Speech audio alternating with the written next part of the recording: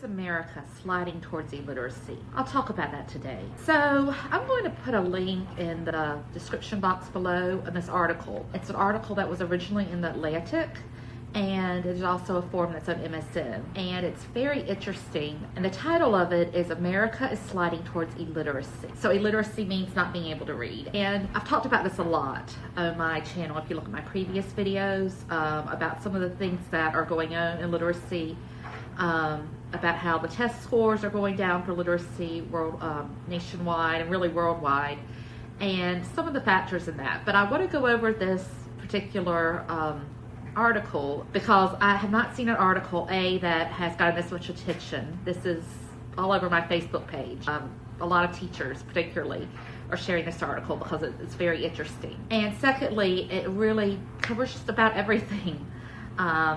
Most things that are affecting literacy. It doesn't get into things like student behavior as much, but there is a little bit of tie-in in that, and I'll go into that. So the headline of this, the first line of it, to me, is just really telling. It says, the past decade may take as one of the worst in American history. So they're talking about education. So basically, there was a downhill slide in education starting in about 2013.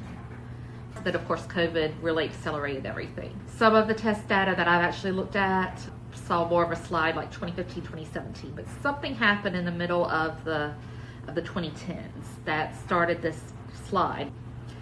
But basically, we're now at pretty much a crisis with reading. So our test scores are lower than they've ever been, and there's also a bigger gap between high students and most struggling students. Students who are in the top 10 percentile, in other words, students who do better than 90% of students in their grade, the test, on the national test, those students are doing just as well as ever. In some measures, they're actually doing better than ever. It's those students at the very bottom who are really struggling. So we now have 33% of students in the United States who score below basic. In other words, they don't even have a basic foundation of literacy. They're what you might call functionally illiterate. That's a very big number. So why is this happening? So I want to go through some of the things that they talked about here.